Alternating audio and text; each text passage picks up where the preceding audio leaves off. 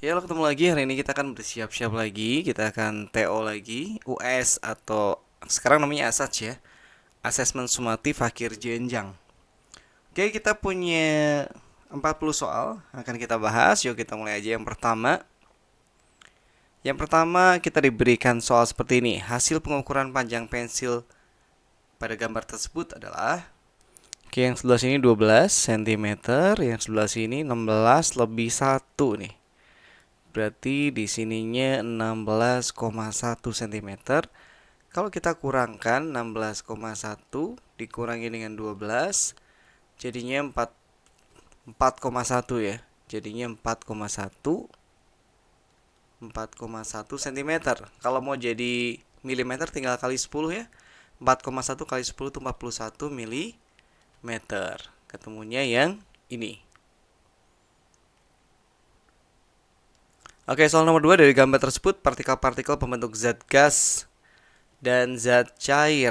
Oke, kita analisa saja di sini. Kalau yang ada tanda panahnya bisa kemana-mana, ini sudah pasti gas. Kemudian yang 3 dan 1 ini bisa jadi mana padat, mana yang cair ya. Nah, ini gini. Kalau kita lihat, di bagian 1 ini rapi dan dia tidak memenuhi ruangan, berarti ini padat. Sedangkan di sini dia memenuhi ruangan, berarti ini cair. Diminta gas dan cair. Gas dan cair berarti 2 dan 3 secara berturut-turut ya, artinya urut. Suhu suatu benda diukur dengan termometer Reaumur menunjukkan angka 36 derajat Reaumur. Jika dengan Fahrenheit, maka suhu benda tersebut adalah saya pakai cara rumus umum aja ya. Berarti saya nyari suhu dalam Fahrenheit dikurangi 32. 32 asalnya dari titik tab bawah dibagi 212 itu titik tab atas dari Fahrenheit dikurangi 32 sama dengan Reaumur itu 36 titik bawah, titik tab bawahnya 0 dan titik tab atasnya 80. Kayak gini.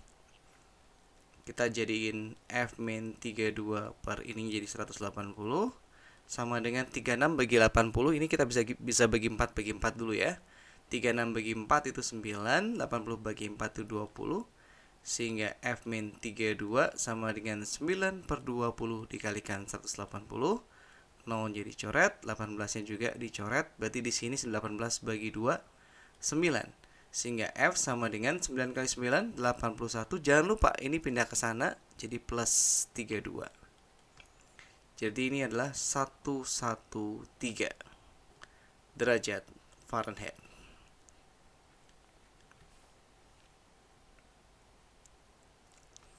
Nomor 4, Dava melakukan percobaan uji larutan asam basa menggunakan kertas lakmus. Data percobaan disajikan dalam tabel. Dari data percobaan yang disajikan dalam tabel tersebut, larutan bersifat asam adalah asam itu kalau pakai indikator pokoknya merah-merah ya. Merah, merah. Merah, merah. Berarti L dan N. Kalau basa biru-biru ya. Perhatikanlah molekul-molekul berikut. Pasangan molekul yang merupakan molekul senyawa. Oke. Apa ini? Kalau ini adalah molekul unsur ya, molekul unsur karena terdiri dari satu unsur yang sama tapi jumlahnya ada 2 atom ya. Ini NaCl, ini senyawa ya. Kan dari Na dan ClP kalau berbeda itu senyawa. Kayak ini juga senyawa. Ini molekul unsur, ini senyawa. Jadi yang dari beda-beda gitu ya. 2, 3, 5. 2, 3 dan 5. 2, 3 dan 5. Sekali lagi molekul senyawa adalah molekul yang tersusun dari lebih dari satu atom yang berbeda jenis. Kalau molekul unsur terdiri dari atom-atom yang sejenis.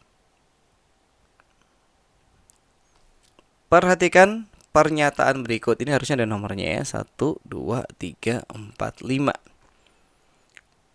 Pernyataan menunjukkan perubahan kimia. Oke, pembuatan tape karena fermentasi itu kimia.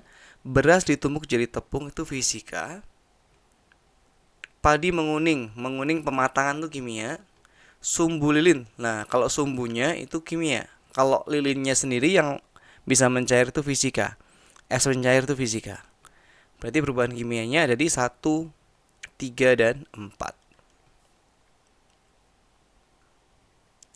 Sebuah mobil bergerak pada lintasan lurus dengan kecepatan 72 km per jam. Jarak yang ditempuh mobil setelah melaju 20 menit adalah Nah, kalau dia di pilihan jawabannya kilometer, berarti ini kan GLB ya.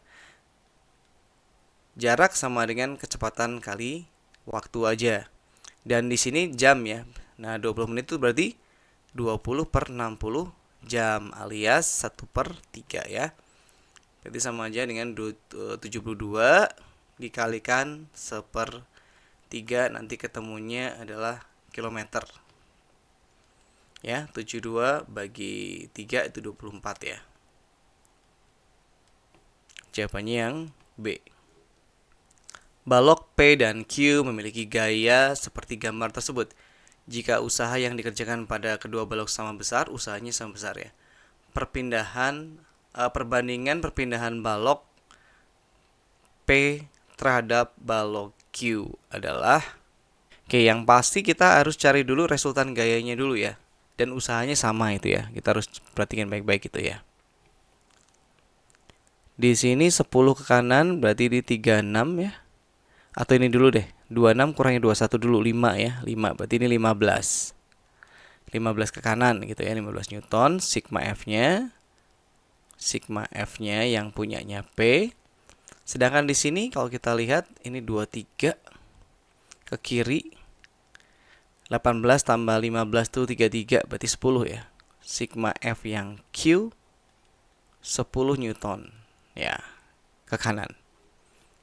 Di sini dikatakan usahanya P sama dengan usahanya Q.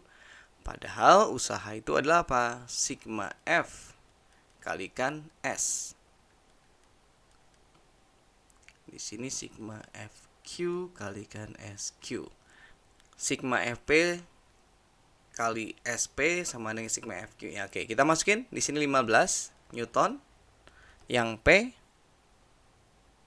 Dan kalau kita lihat tadi arahnya sama-sama ke kanan ya, sama-sama ke kanan berarti udah nggak masalah juga, nggak usah merentingin arahnya juga.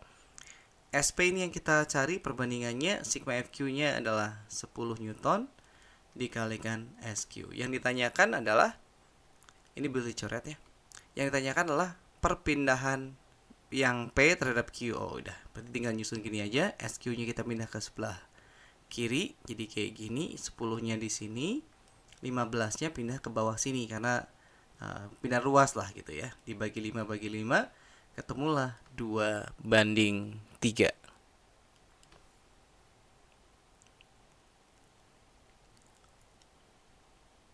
Nomor 9.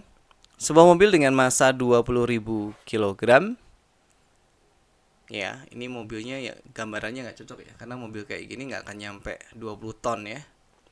Dengan kecepatan 20 meter per second. Besar energi kinetik yang dimiliki EK sama dengan setengah dari M kali V kuadrat. Setengah kali massanya harus dalam kilogram, 20.000 dikalikan V yang sudah dikuadratkan, 20 kuadrat ya. Ini kaliin dulu aja. Coret dulu maksudnya. Jadi 10.000 kita kalikan dengan 4, 20 kuadrat itu 400 ya. Berarti 4 juta ya. Joule. Kalau mau jadiin kilojoule ya jadi dibagi 1000 aja. 4000 kilojoule. Nomor 10, sebuah beban dengan berat 1000 Newton seperti pada gambar diangkat menggunakan tuas yang memiliki panjang 300 cm. Itu panjang tuas ya, 300 cm. Lengan beban 50, berarti ini sampai sini 50 cm. Sedangkan ini sampai sini, ya ini 300 cm dikurangi 50. Kok dikurangin? Soalnya kan yang diketahui adalah panjang tuas ya, bukan lengan kuasa gitu. Lengan kuasanya berarti di sini 250. Besar gayanya, saya akan cari KM-nya dulu. Keuntungan mekanisnya adalah lengan kuasa dibagi lengan beban, berarti 250 cm kita bagi dengan 50 cm. Coret-coret ketemunya 5 ya. Dan F adalah W dibagi KM. Berarti beratnya yaitu 1000 Newton. Itu ada di gambar, dibagi 5. Jadinya 200 Newton. Nomor berikutnya. Balok beton dengan massa jenis 2000 km 2000 kg per meter kubik memiliki ukuran seperti pada gambar. Besar tekanan pada dasar lantai. Nah, besar tekanan itu, tekanan adalah gaya dibagi luasan. Kalau seperti ini berarti gayanya gaya berat ya. Berat dibagi luas. Luas tuh bagian yang mana? Yang ini aja sih.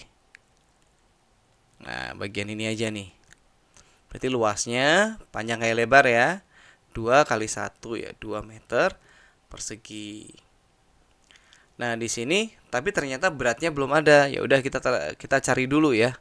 Nah, caranya gimana?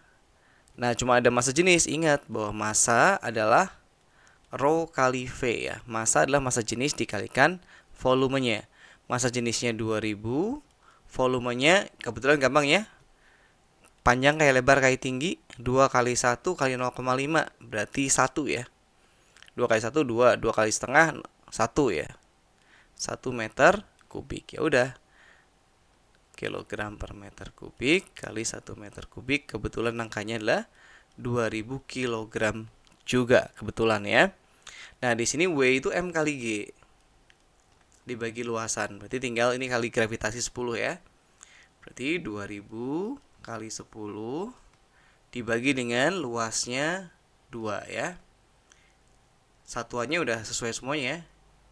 Di sini kilogram, meter per second kuadrat, ini meter persegi. Meter persegi yang ini.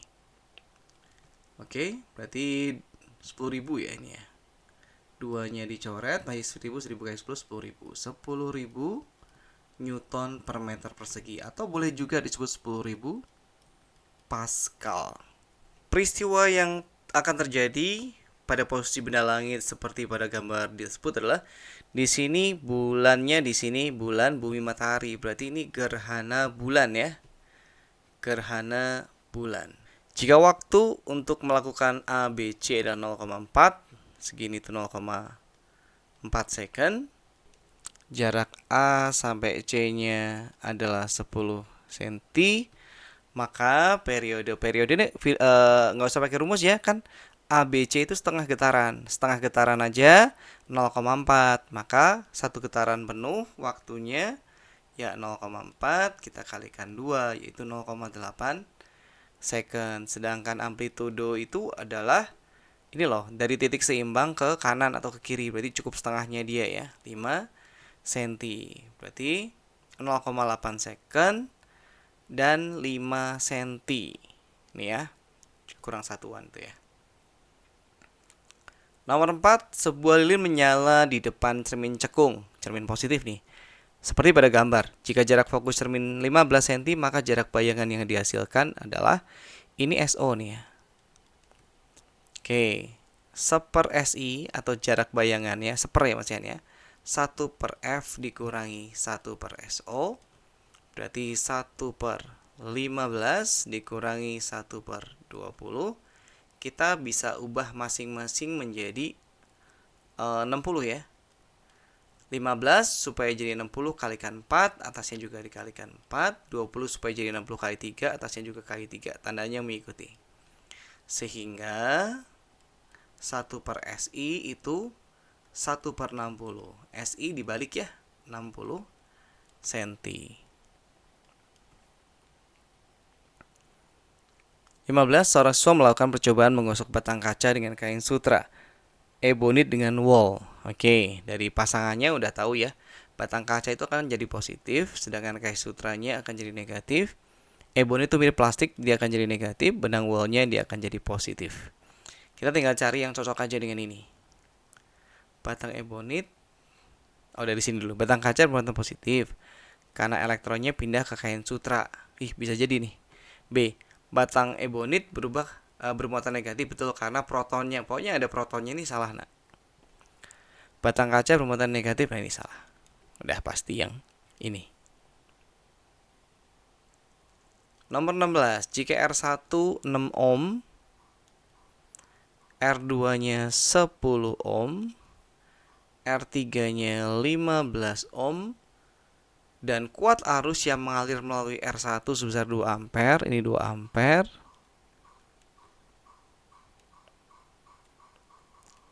maka berapakah beda potensial baterai? Oke, ini soalnya agak beda dengan biasanya ya. Jadi yang diketahui itu arus 2 ampere. Nah, ketika ada arus seperti ini lewat 2 ampere, saya bisa cari titik AB dulu ya. Kita cari VAB dulu ya. VAB itu adalah kuat arus total, yaitu yang ini ya, 2 ampere ini. Ini adalah I total nih, sama aja dengan I total, dikalikan R yang ada di AB.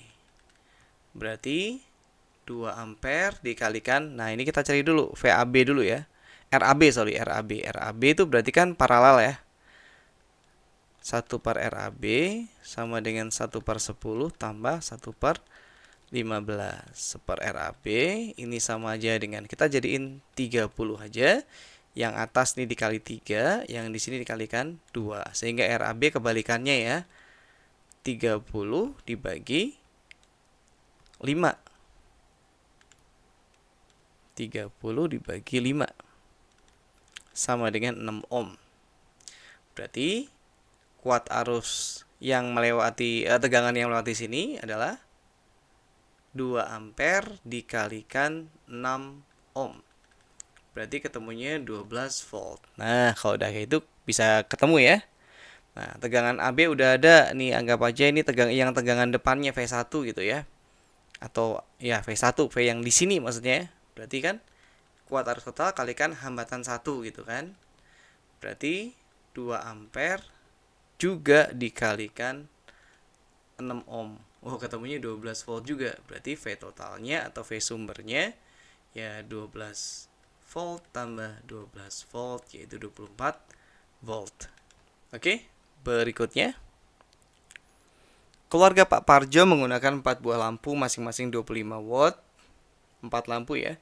Kemudian TV-nya 100 watt dan kipas anginnya 50 watt. Setiap harinya peralatan tersebut digunakan selama 10 jam. Jika tarif listriknya 300 per kWh. Ya, ini referensinya lama ini ya. Enggak, sekarang sekitar 1400 1500 ya per kWh-nya, udah jauh ya.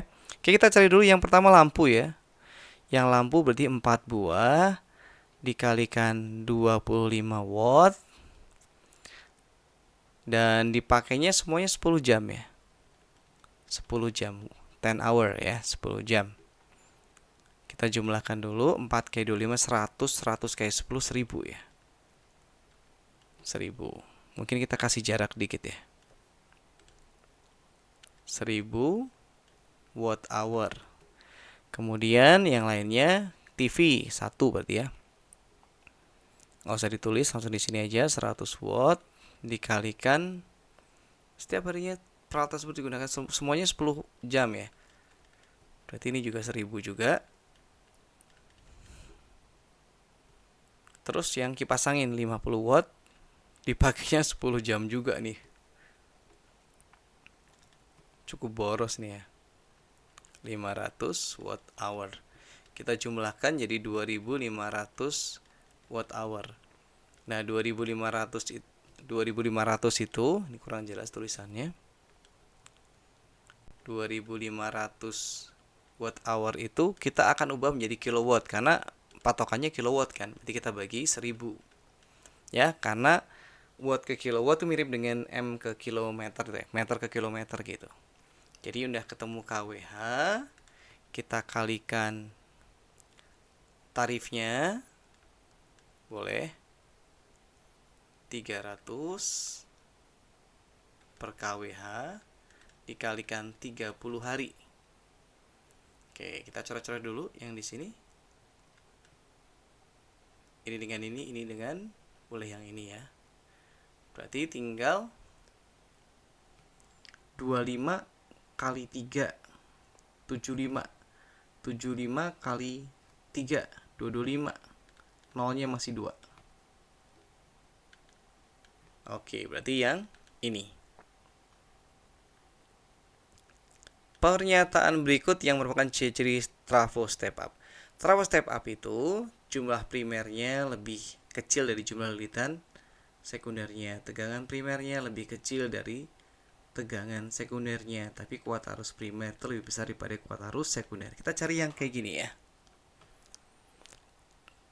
Jumlah lilitan sekunder lebih banyak dari jumlah lilitan primer. Udah ini.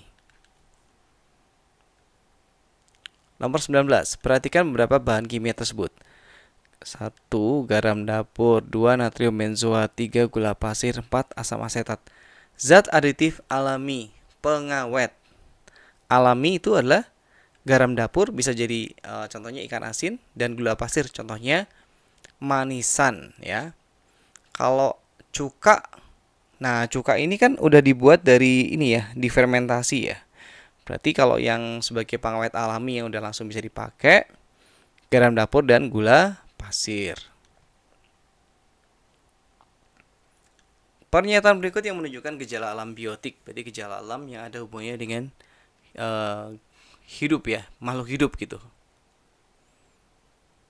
Lelehan larva, bukan. Kebakaran hutan, bukan. Lahan gambut, bukan. Ini ya, menggugurkan daunnya. Peristiwa untuk mengurangi penguapan.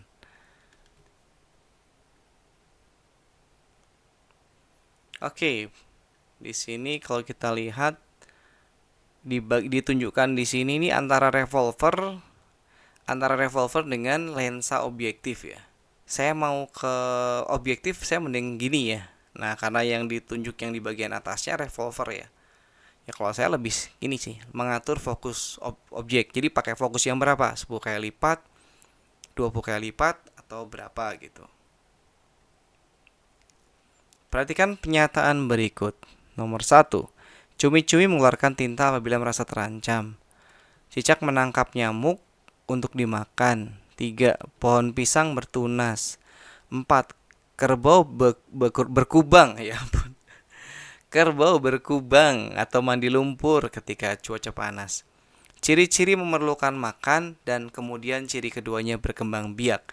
Maksudnya ini pasti berturut-turut ya. Memerlukan makan jelas 2. Dan berkembang biak bertunas ya. 23. Fungsi organel sel yang ditunjukkan angka 4 pada gambar sel tersebut. Angka 4 ini sel hewan ya, jadi nggak akan ketukar sama plastida ya. Sudah pasti yang bentuknya kayak gini. Ini adalah mitokondria.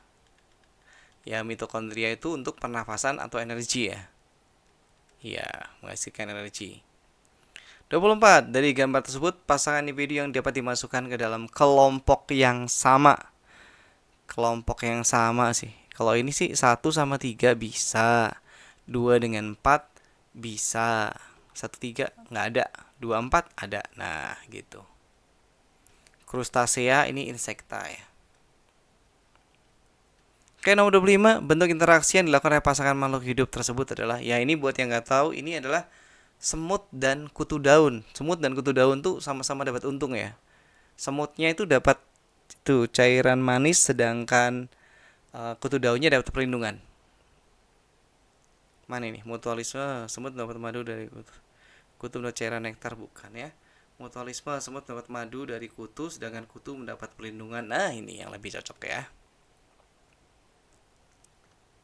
Salah satu usaha yang dapat dilakukan untuk menanggulangi pencemaran tanah adalah dengan membersihkan tanah dari bahan pencemar menggunakan mikroorganisme yang berupa jamur atau bakteri.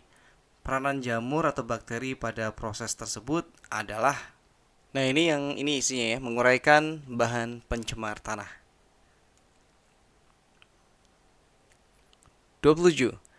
Meningkatnya jumlah penduduk memberikan dampak terhadap lingkungan. Contoh dampak pertumbuhan penduduk yang tidak terkendali di bidang kesehatan ya.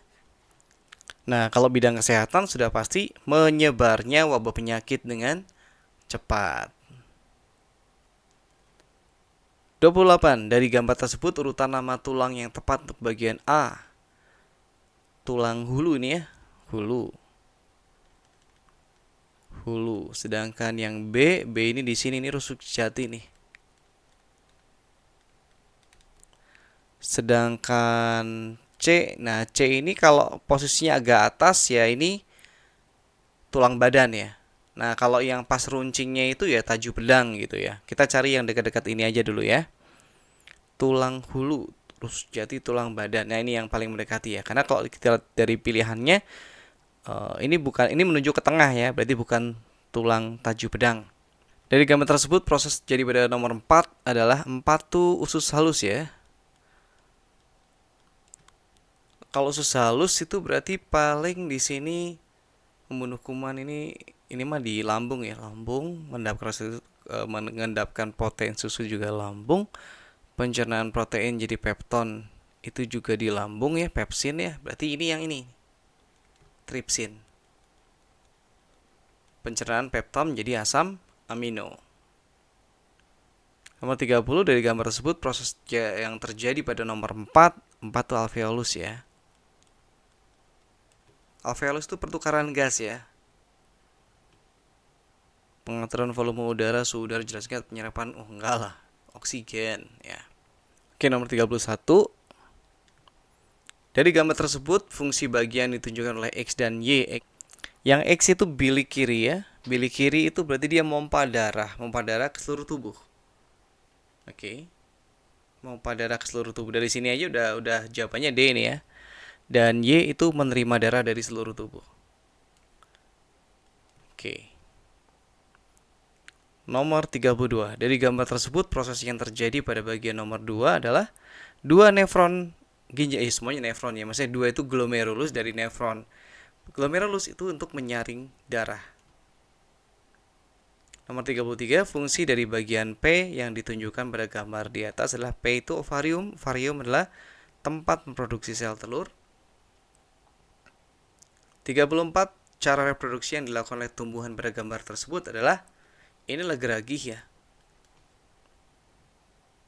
35, makhluk hidup lain yang dapat melakukan proses reproduksi membelah diri seperti ini ya, terjadi pada paramecium ya, yang membelah diri ya. 36, fungsi bagian ditunjuk oleh nomor 1. Nomor 1 ini adalah floem ya, menyalurkan hasil fotosintesis. 37, percobaan Sach ya. Tujuan kegiatan tahap 3 yang dilakukan pada percobaan fotosintesis tersebut: air panas untuk mematikan sel, alkohol untuk melarutkan klorofil. Nomor 38, pada proses pembuatan tape singkong digunakan ragi yang mengandung bakteri Aspergillus sp, jamur Saccharomyces cerevisiae, dan bakteri Acetobacter aceti. Fungsi jamur Saccharomyces cerevisiae pada proses pembuatan tape singkong tersebut adalah yang ini ya, memfermentasikan glukosa jadi alkohol dan karbon dioksida. Oke, soal nomor 39. Kelinci berambut hitam panjang, H besar, P besar, P besar, disilangkan dengan kelinci berambut putih pendek, H kecil, P kecil. Berarti yang dominan itu yang hitam dan panjang ya. Dihasilkan F1 kelinci berambut hitam panjang dengan genotip yang seperti ini ya, H besar, P besar, P kecil. Apabila F1 disilangkan dengan yang berambut putih dan pendek, berarti H besar, P besar, P kecil, kita cross dengan H kecil, P kecil. Kemungkinan gametnya di sini adalah langsung saya silangkan aja ya. H besar, P besar, H besar dengan P kecil, kemudian H kecil dengan P besar, H kecil dengan P kecil. Crossnya di sini cuma semacam H kecil, P kecil. Sementara yang diminta adalah hitam panjang. Hitam panjang udah nggak mungkin selain pakai yang ini. Ini kan nanti kan tinggal dikalikan seperti ini, berarti hasilnya adalah H besar, H kecil, P besar, P kecil. Selain itu nggak akan ada yang hasilnya seperti ini. Berarti hanya 1 dari 4 persilangan ya. 1/4 berarti sama aja dengan 25%. Nomor 40. Zat adiktif pada rokok yang dapat mengganggu proses penyerapan oksigen di paru-paru adalah, nah ini sempat saya kemarin mikir-mikir gitu ya. Kan adiktif. Adiktif itu harusnya jawabannya adalah nikotin. Ya. Tapi yang mengganggu penyerapan oksigen itu adalah karbon monoksida. Nah, gimana nih? Jadi menurut saya gini aja deh. Saya nggak akan ini akan kita abaikan dulu bagian ini ya, yang dapat mengganggu proses penyerapan oksigen di paru-paru ini mengganggu ya. Pokoknya kita ngomongin zat adiktif pada rokok, yaitu nikotin. Zat yang dapat menyebabkan kecanduannya itu bukan karbon monoksidanya gitu, tapi nikotinnya. Oke, sekian pembahasan kali ini. Kalau nanti misalnya ada jawaban yang beda, kalian bisa tulis di kolom komentar, kita bisa diskusi lebih lanjut. Semoga bermanfaat. Sampai ketemu lagi di kesempatan berikutnya.